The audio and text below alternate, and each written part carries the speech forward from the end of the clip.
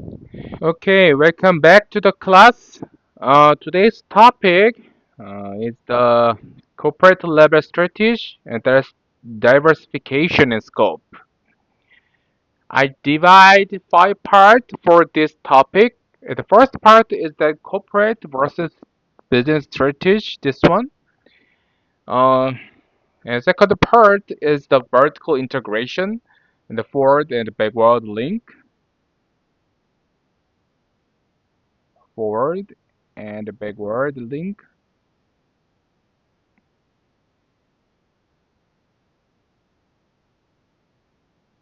And the third part is the corporate diversification, related versus unrelated. And the first one is the BCG matrix, a quite classic strategic matrix. And the fifth part is the corporate parenting advantage as well. Uh, the learning objectives is that distinguish corporate level strategy from business level strategy using the VPE framework. And the second learning objective is that explain the logic and the limits of vertical integration using transaction cost economies. And third objective is that differentiate related from unrelated diversification and predict when each creates or destroys value. And the first one is apply the business growth share metrics to portfolio analysis and critique its assumptions.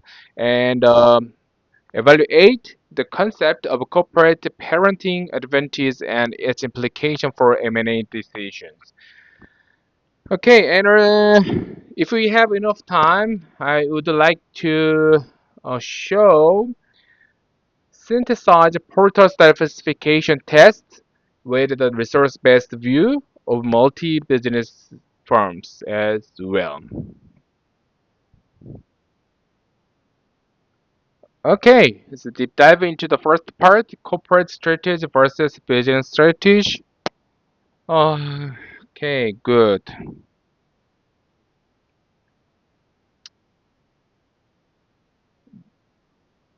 Okay. Okay, actually, last part, we studied cost leadership, differentiation, and blue ocean strategy. And today, we ascend to a higher altitude area. The corporate level strategy asks a fundamentally different question, not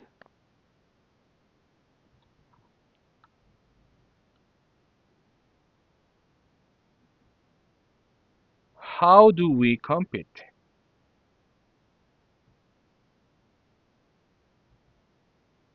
but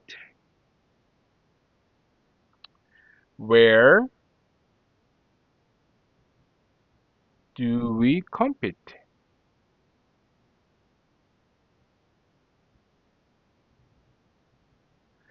And critically, should we be competing here at all? If business level strategy is the battle plan for a singular engagement, corporate level strategy is the grand campaign. Okay, so I'd like to say that one. As we move to the page here, the business strategy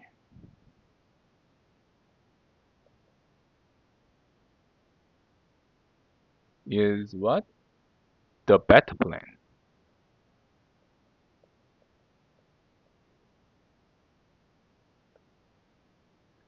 for a single engagement. And a corporate strategy.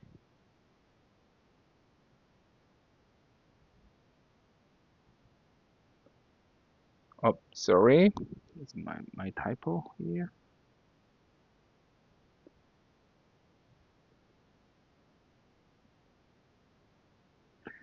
corporate strategy is that what?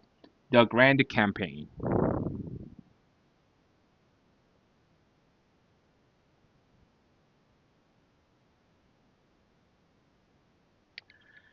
So it determines which streets of war you enter, so which you exit, and how you allocate resources across all of them simultaneously. So to make this distinction concrete, consider a single execution decision. Uh, okay. So the CEO of Samsung Electronics, this is the correct example, one of the example. So CEO of Samsung Electronics asks, should we invest $20 billion in memory chip manufacturing or in premium smartphones? So that's business level resources allocation question within a defined market. So now contrast with this with should Samsung Electronics also own an insurance company, a hotel chain, is Silla, Hotel Silla, and a shipbuilding division. So the second question, which Samsung's parent conglomerate, Samsung Group, has actually answered yes, is a corporate level strategy question. So it is about the boundaries of the firm itself. So today we examined three of the most consequential corporate level decisions any firm can make. The vertical integration, which means that expanding along the supply chain, it's better to show, it's better to explain on a new page. So vertical integration.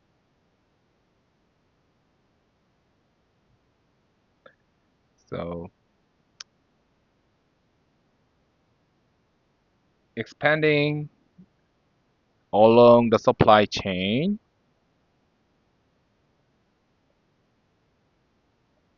and corporate diversification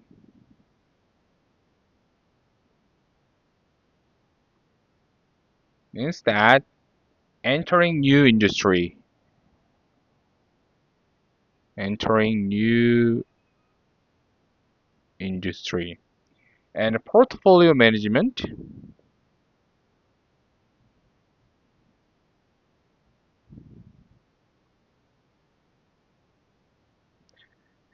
is allocating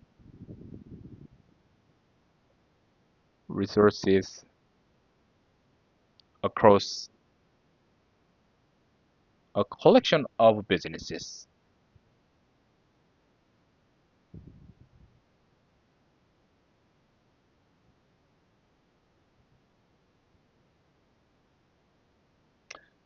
So um, so we will give each the rigorous analytical treatment it deserves. Okay.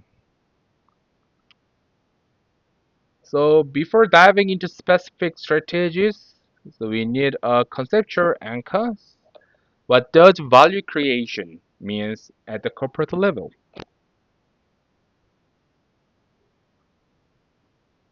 Value creation.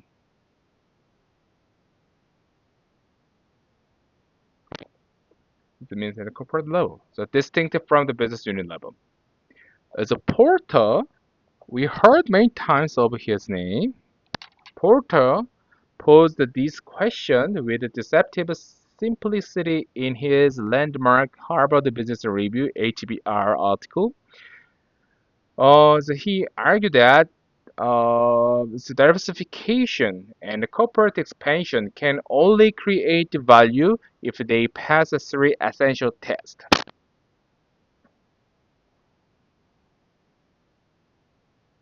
Okay. So I want you to commit these to memory, so because they will be our recurring analytical touchstones throughout today's lecture. Uh, there are three tests. I said it before. First test is the attractiveness test and the cost of entry test. And third one is that better of test as well. So I would like to explain it on new page. It's better. So I would like to say that Porter's test. So first test is that attractiveness test.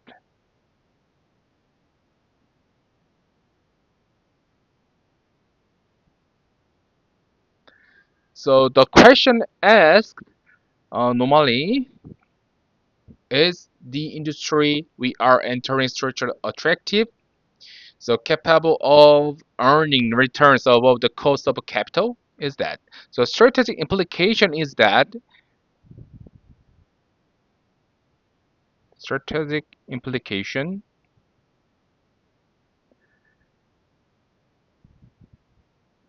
entering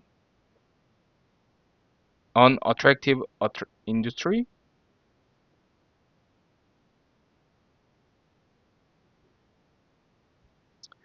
and destroys corporate value.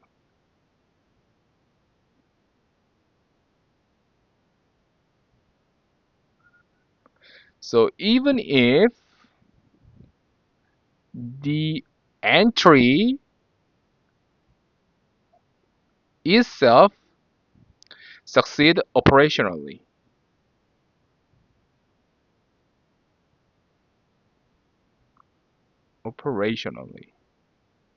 Okay, this is the strategic implication for the attractiveness test. And the second test is that a cost of entry test.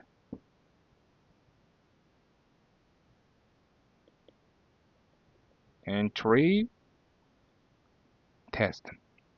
So the question asked, does the cost of entering the new business, for example, acquisition premium, greenfield investment, so consume all the anticipated returns? So this is the question. So here is a strategic implication. The market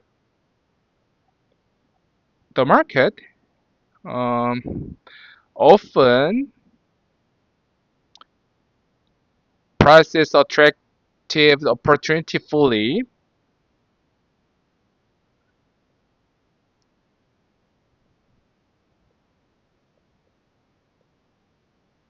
M&A premiums of 30 to 50% frequently eliminates all value captures. Okay, this is a strategic implication.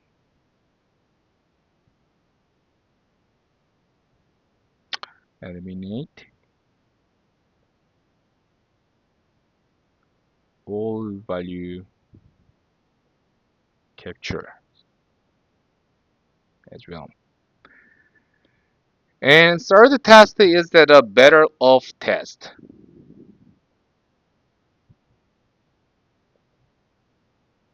So here is the question asked. Um, will the new business unit be better off under our uh, um, corporate umbrella than it would be as an independent entity or under a different parents? So here is the strategy implication. So this is the hardest test. It requires genuine parenting advantage, the unique corporate capabilities that create value the subsidiary cannot generate alone as well. Okay. Um, this is the hardest test. So the third test, the better of test, is where most corporate diversity strategies fail.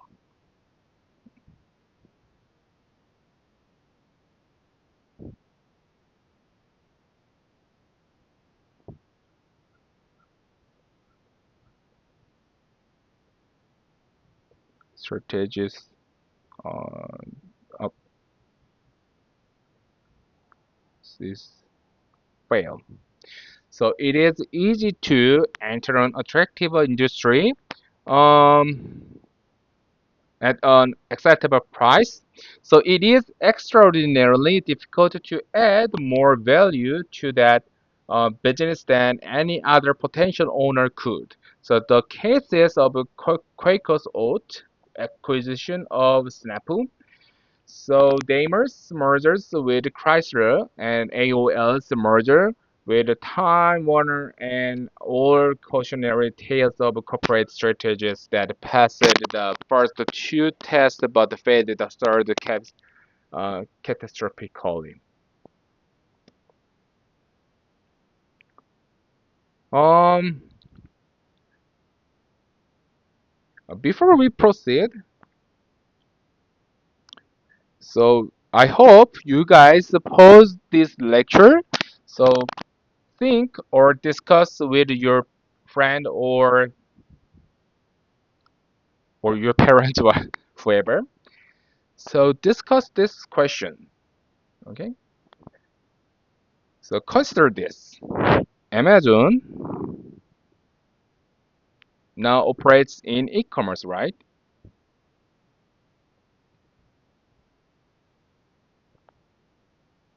And cloud computing,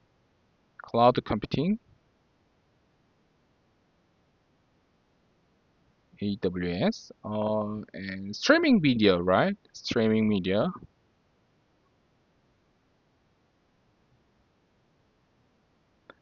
Prime Video,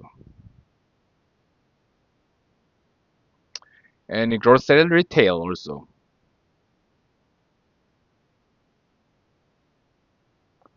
Whole Foods,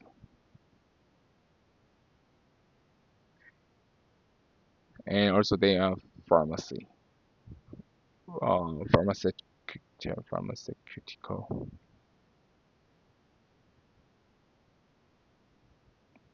distribution, and satellite internet as well.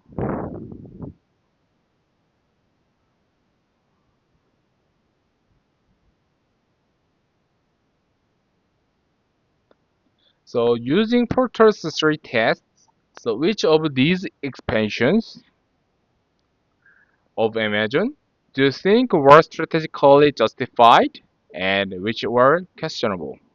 Okay, so this is the my small task for you guys. If you guys have enough time, just think or discuss this question. So we're back to the slide. So remind the three tests. The first test is the attractive test. So normally ask is the target industry structurally capture the volume, returns above the cost of capital. Entering an unattractive industry destroys the value even if entry itself success operation. And the cost of entry test is that uh, does the entry price consume or anticipate returns? M&A premiums of 30 to 50% frequently eliminate all value captures before operation begin as well.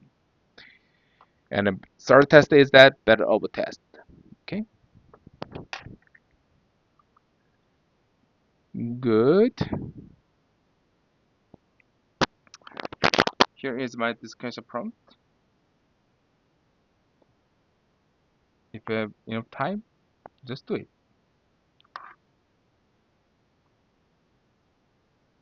Okay, we move on to the second part, vertical integration.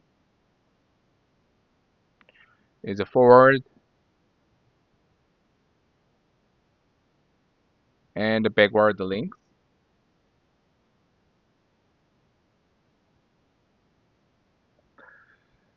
Uh, the defining vertical integration is that the make or buy decision as well.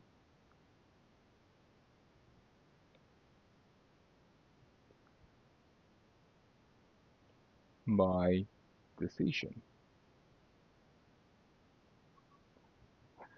So vertical integration is the corporate decision to internalize activities that were previously performed by independent suppliers or distributors.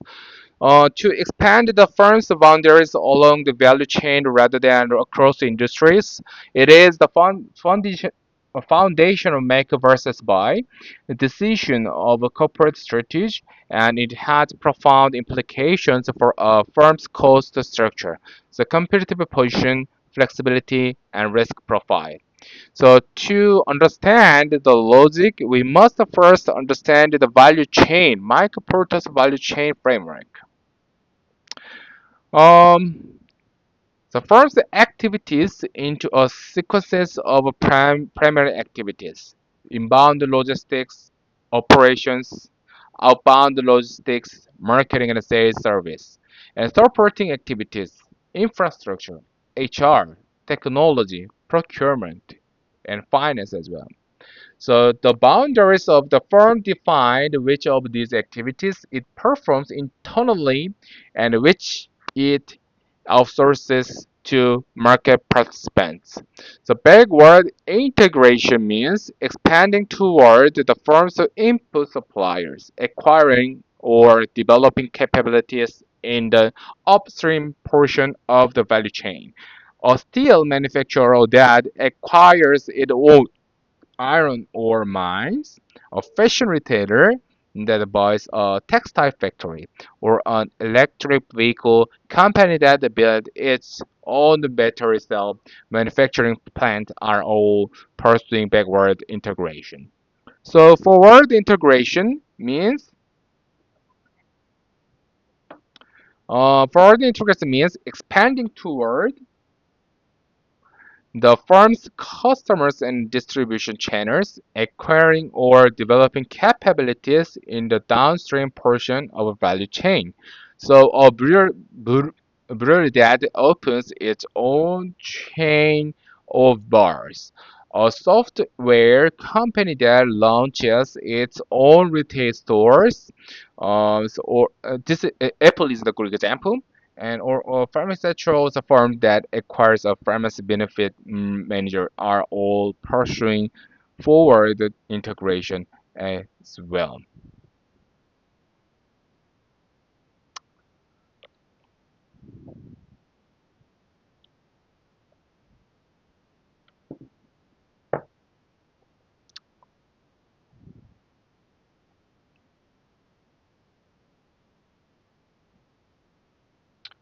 Um, I explained I explained the few minutes to definition of backward integration, forward integration as well. Um, this is another quite difficult, not difficult concept. It's easy to understand, I hope. So just to read the slide, it's better to understand with my explanation. So backward integration, forward integration, um, is just the basic concept.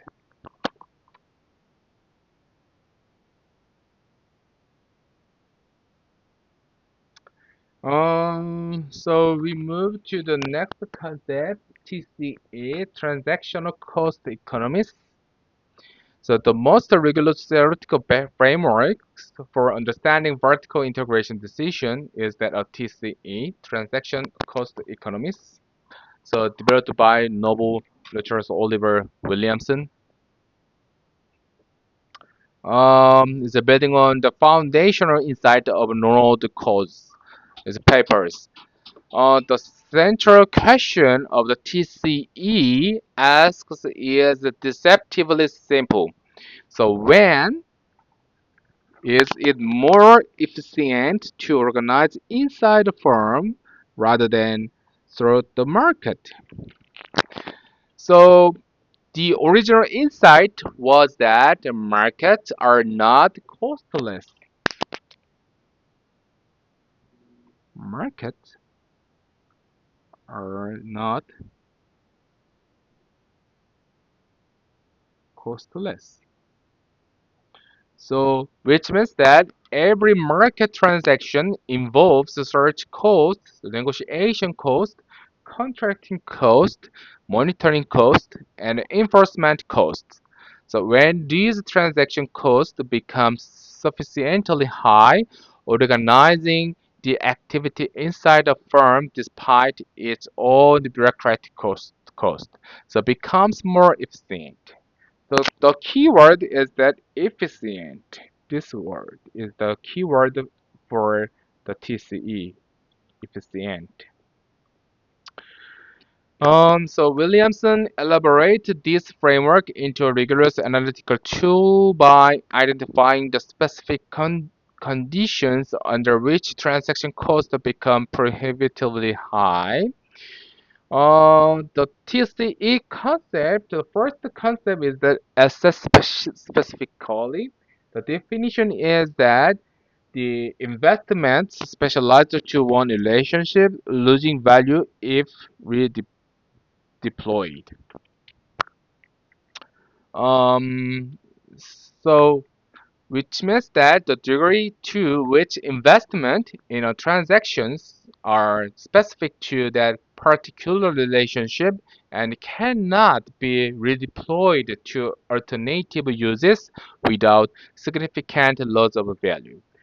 The implication for integration is that high asset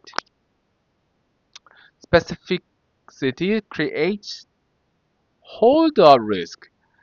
So which means that the supplier or buyer can exploit your specialized investment. Integration eliminates this risk. Okay?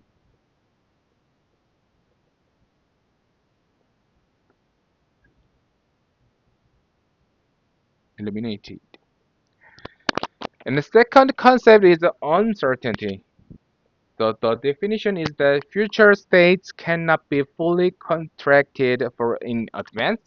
So the degree to which future states of the world cannot be anticipated um, and contracted for in advance. So implication for integration is that high uncertainty makes complete contract impossible. The integration provides flexibility to adapt to unforeseen circumstances without renegotiation. And the third concept is a frequency. The definition is that how often the transaction recurs between the same parties. So here is the integration for here is the integration implication. High frequency means that high specificity transaction favor integration because the overhead of integration is amortized over many occurrences. And the first concept is the opportunism.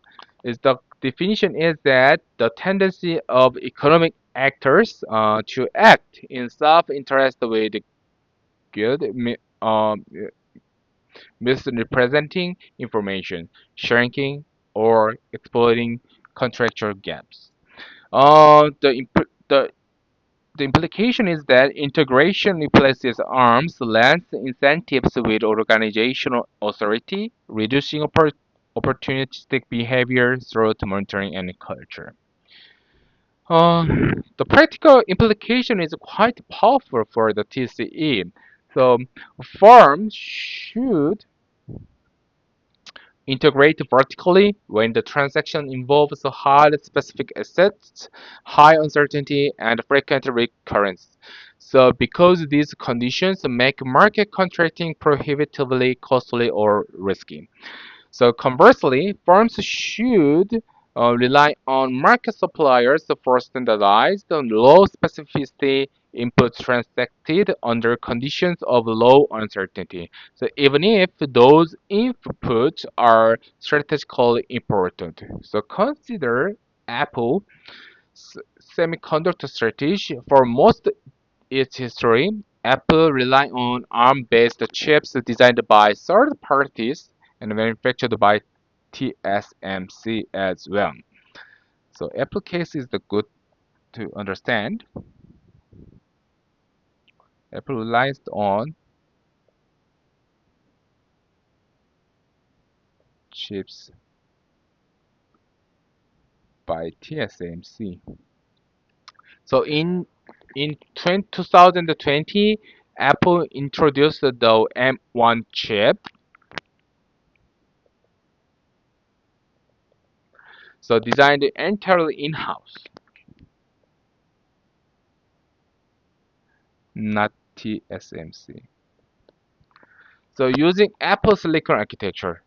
So why integrated chip design? Because the integration of a hardware and software architecture, the asset specificity of the chip design to Apple specific ecosystem. So created the value that no third party chip designer could replicate. So the make or buy calculation had shifted. Okay, so we take a break first, then I would like to explain the benefits of vertical integration deeply. Okay, let's take a break.